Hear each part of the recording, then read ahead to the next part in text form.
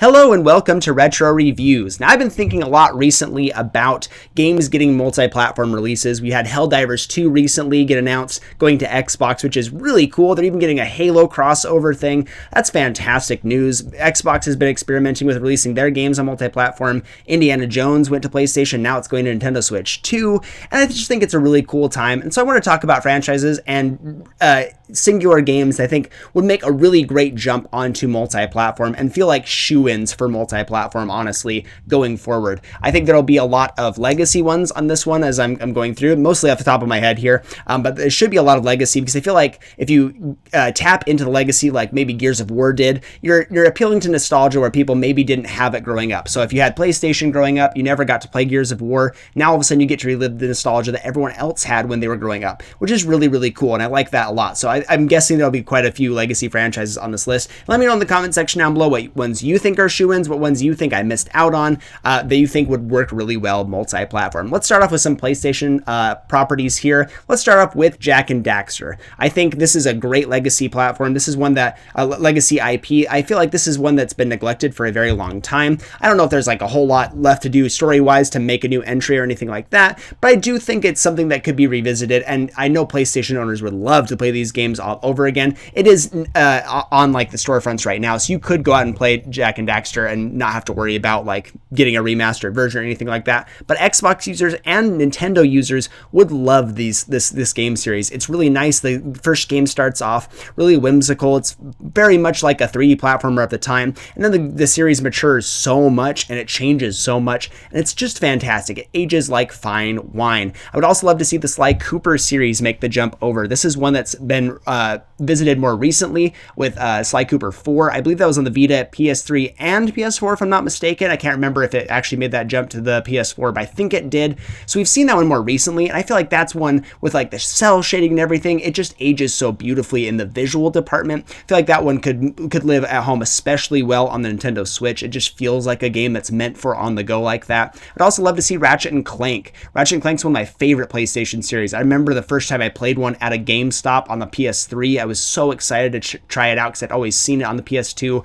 but I'd never been able to play it myself, and none of my friends had one. I love the Ratchet and Clank series. I feel like it would live up really well on the Xbox, especially. I feel like it really fits that. I like the crossover. It feels like a nice shooter, but also like a platformer, so it feels like it fit on a Nintendo console. Obviously these go well on both things. I'm not just singling out Xbox as just an exclusively hardcore console anymore. We've kind of got a lot of crossover there, but I do feel like it would fit really well on both consoles. And the last one I feel like would be really good would be God of War, the original trilogy at least, maybe even the Origins collection or the prequel that they did. I think it's not Judgment. I can't remember what it's called. Judgment was the Gears of War one. I would love to see the original God of War games on the PS2 and PS3 make its way over to Xbox specifically, obviously to Switch as well, but I think it feels like an Xbox game in a lot of ways.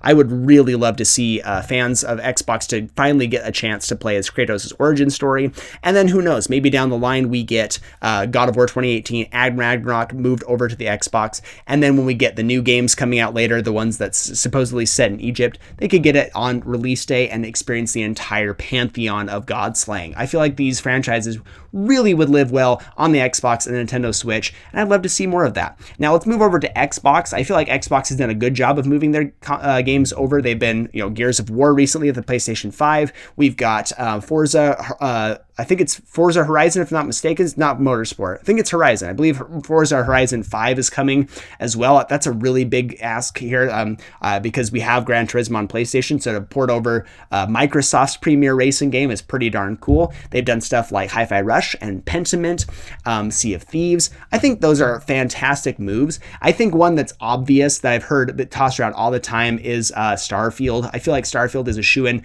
not because it's the best game ever. In fact, a lot of people have a ton of gripes with Starfield, but because it is a Bethesda game, and despite it being maybe a shoddier version of some of these older like ideas from older games and everything, they haven't modernized a whole lot. A lot of people would love to play it regardless. I guarantee if they launched Starfield tomorrow, it would be like the top selling game on PlayStation regardless of its quality. I think a lot of people just would like to try it out and see if they actually enjoy it or not. Give it to a bigger audience. The PlayStation has a bigger install base, might as well try it out, and it'd probably sell extremely well too. It goes for everything said here, especially the legacy franchises that haven't been seen in a while. I think they would do extremely well. The obvious one that I want to touch on right now is Halo. I feel like Halo needs to make the jump. Halo's in a weird spot right now where it's not doing particularly well. I feel like they've hit a lot of roadblocks.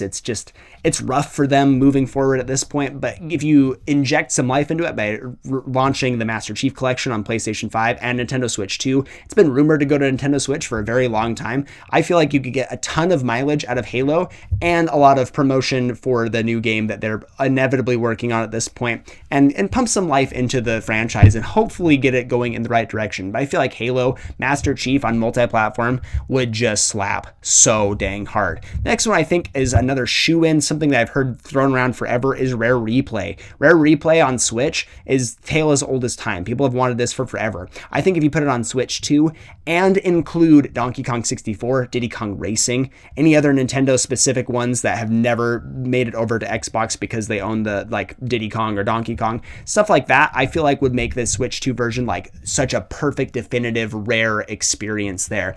And obviously that's the dream, but even getting Rare Replay over it all would be a phenomenal experience. There are so many great games on that collection. It is absolutely worth playing, and you could milk it for all it's worth. You can get it for $5 on Xbox, but you could sell it easily for $40-50 for PlayStation 5 and for the Nintendo Switch. And it's got such a great catalog, no one would really complain. You get Banjo-Kazooie, Banjo-Tooie, Conker's Bad Fur Day, you've got Jet Force Gemini, Perfect Dark. You've got a ton of classics as well. This is a really phenomenal cohesive package. I feel like the Rare games just need some more life breathed into them in general, and to see them get some love and go multi-platform would be really comforting for me.